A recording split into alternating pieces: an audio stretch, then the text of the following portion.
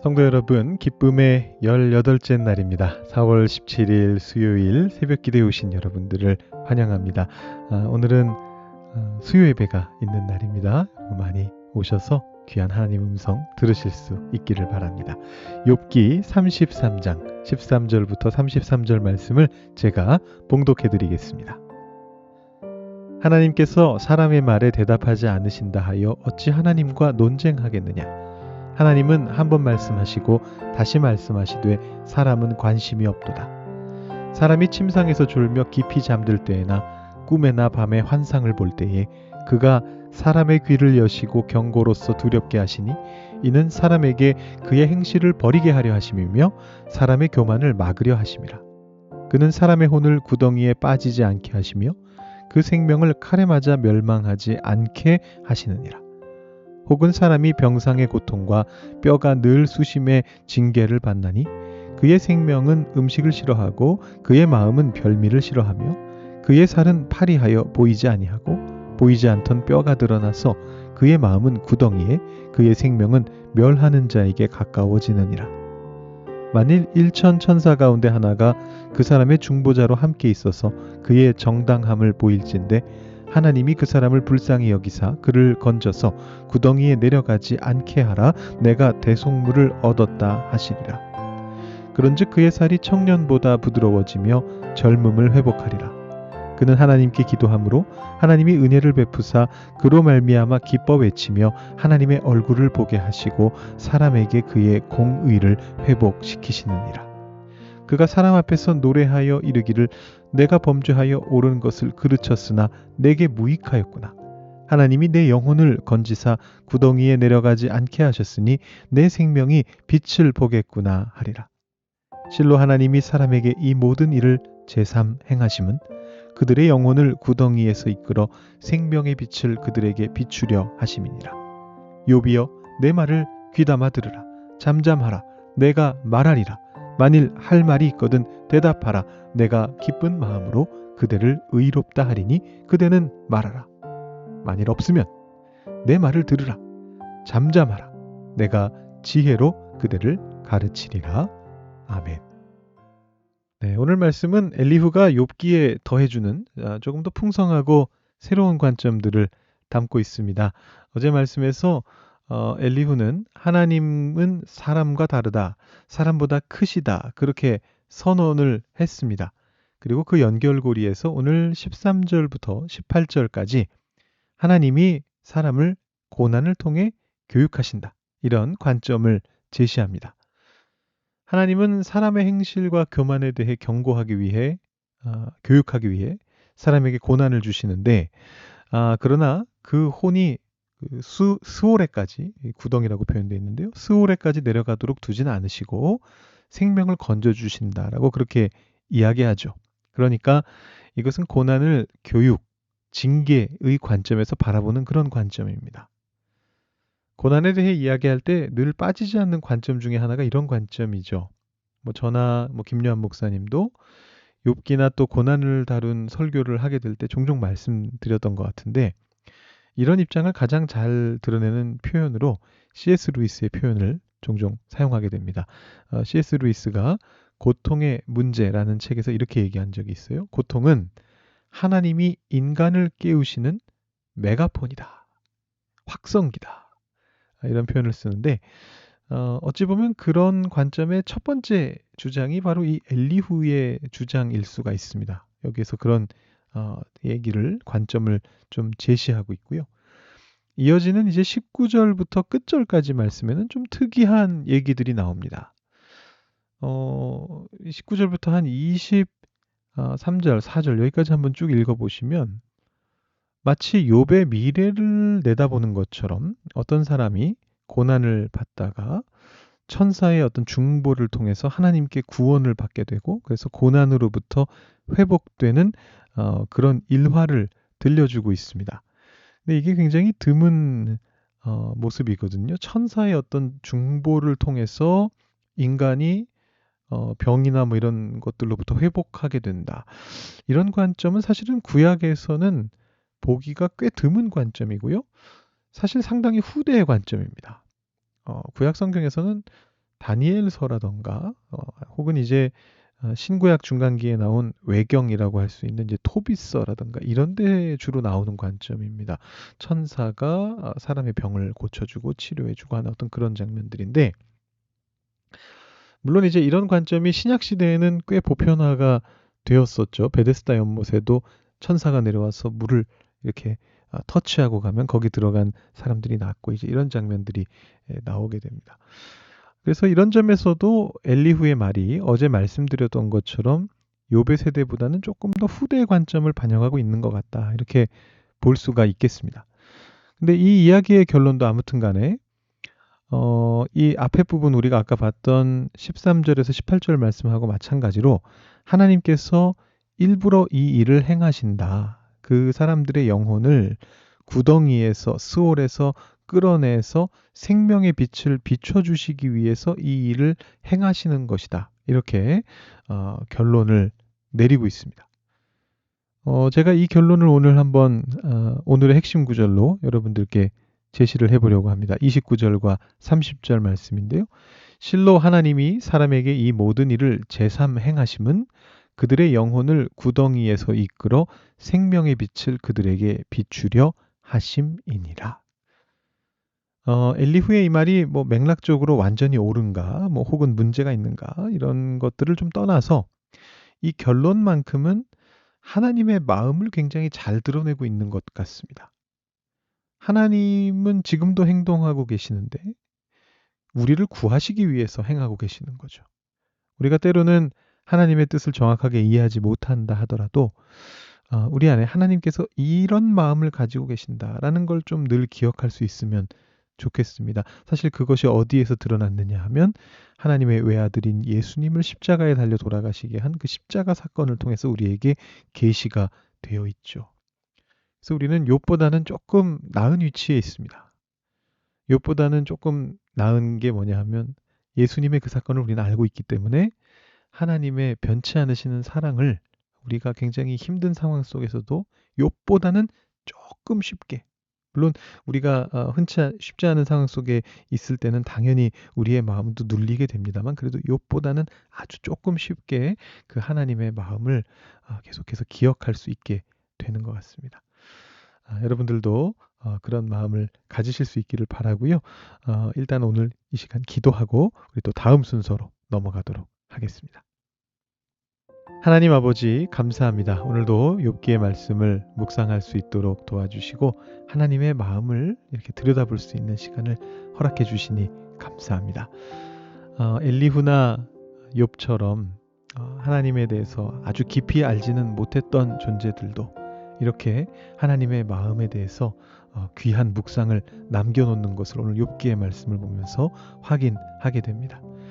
우리에게는 하나님께서 십자가 사건을 이미 알게 하셨고 우리의 모든 문제와 죄악이 하나님 안에서 해결되어졌다는 것을 보게 하셨으니 우리는 조금 더 하나님 앞에 기쁨으로 나아가면서 우리의 모든 상황들 속에 하나님이 우리를 결국은 건지시고 구하실 것이라는 그 믿음을 가지고 우리 주님 앞에 우리의 모든 문제들을 내려놓고 매달릴 수 있는 저희들 되도록 인도하여 주시옵소서.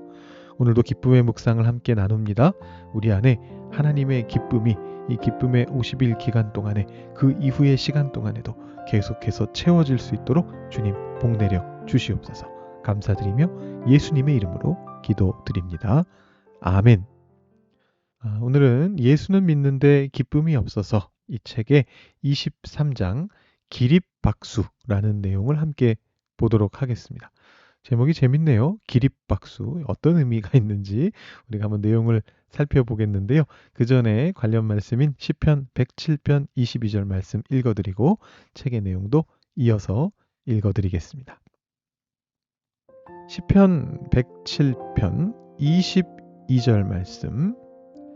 감사제를 드리며 노래하여 그가 행하신 일을 선포할지로다. 아멘. 감사드림은 언제 제사가 될까? 감사드릴 기분이 아닐 때에 그렇게 된다. 감사와 감사드림의 차이가 거기에 있다. 감사가 마음의 태도라면 감사드림은 행동이다. 감사드리는 행위가 없으면 감사가 자라지 않는다. 몇 년 전에 나는 감사를 길러야겠다 싶어 매일 밤 자기 전에 하나님께 5가지를 말로 감사하는 연습을 시작했다. 지금도 조금 침울할 때면 그렇게 한다. 염려나 두려움에 집중하는 대신 감사할 제목을 찾는 일은 마치 새 안경을 끼는 것과 같다. 감사의 렌즈로 보면 삶이 달라 보인다. 기분이 너무 침울해 딱 한 가지 기도밖에 할 수 없다면 감사 기도를 하라. 그것은 가장 쉽고도 대개 가장 강력한 기도다. 게다가 감사와 기쁨은 밀접하게 연결돼 있다. 상황에 따라 감사는 용서처럼 기쁨으로 가는 가장 빠르고 유일한 길이다. 마음에서 우러나오는 감사 기도는 언제나 우리를 빛 가까이로 이끌어주고 따라서 기쁨의 불에 더 가까워지게 한다. 감사드림은 기쁨을 모으는 방법이다. 초원에서 망을 들고 나비를 잡으러 다니는 당신을 상상해보라. 초원에는 거미가 많지만 당신의 눈에는 들어오지 않는다. 잡초나 쓰레기에도 관심이 없다.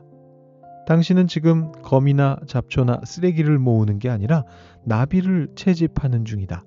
당신의 초점은 오직 화려한 색깔의 그 예쁜 곤충을 잡는 데 맞춰져 있다. 하나만 바라보는 이런 집중력이 기쁨에도 필요하다. 세상에는 슬퍼하거나 괴로워할 이유들이 가득하지만 아름다움과 선함도 풍부하다. 어느 쪽을 볼 것인가? 보는 것을 얻기 마련이다. 이번에는 초원에서 들꽃을 모으는 당신을 상상해보라. 제비꽃이라 하자. 초원에는 다른 꽃들도 있지만 당신의 눈에는 보라색 제비꽃밖에 보이지 않는다. 수집이 다 끝났을 때 당신의 손에 한 줌 들린 것은 돌멩이나 잔가지나 뿌릴까? 아니, 제비꽃 한 다발이다. 날마다 기쁨은 우리가 모아주기를 기다리고 있다. 당신은 수고로이 그것을 찾고 아껴주며 감사할 것인가? 기쁨은 문간에 선 손님과 같고 감사는 문을 열어주며 들어와 편히 앉으세요 라고 말하는 주인이다. 감사가 없으면 기쁨은 언제까지고 마음 문 밖에 서 있을 것이다. 눈에 띄지 않을 몸짓을 하면서 말이다. 즐거운 경험은 우리가 그것을 마음에 불러들이고 그것으로 인해 감사할 때까지 우리 것이 아니다. 우리는 날마다 그런 경험을 얼마나 많이 놓치고 있을까?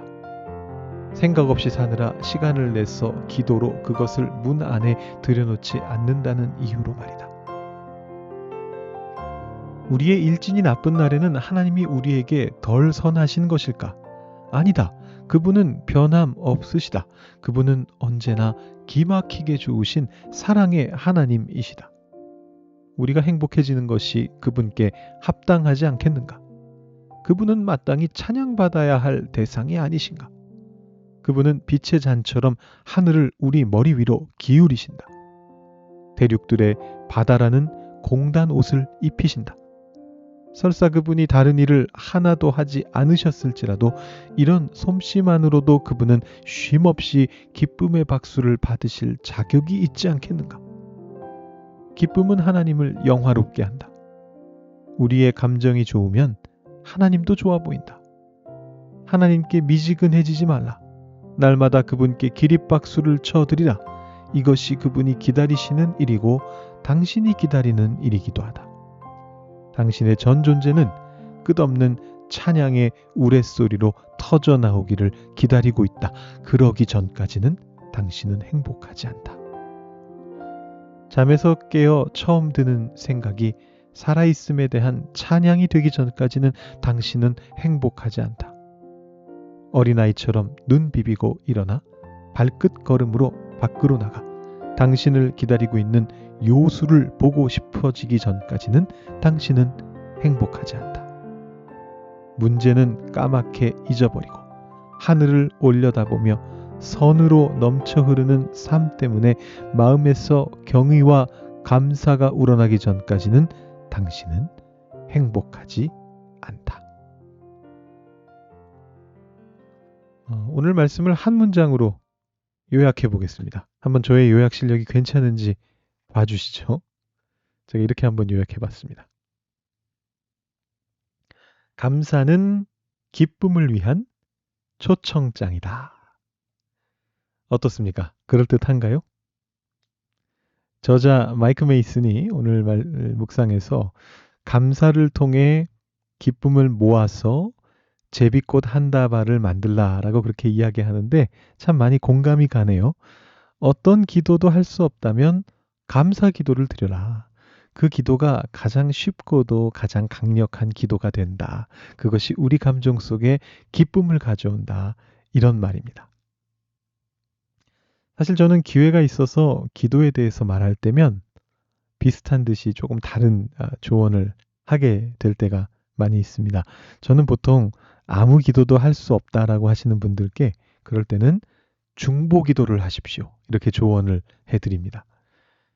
나를 위해서 아무 기도의 제목도 떠오르지 않을 때, 그렇게 영성이 가라앉아 있을 때 남을 생각하면 기도의 제목이 떠오르게 되고 그를 위해서 진심을 담아서 기도하다 보면 우리의 영성이 회복되고 우리 스스로를 위한 기도를 할 수 있다라는 이제 그런 얘기인데요.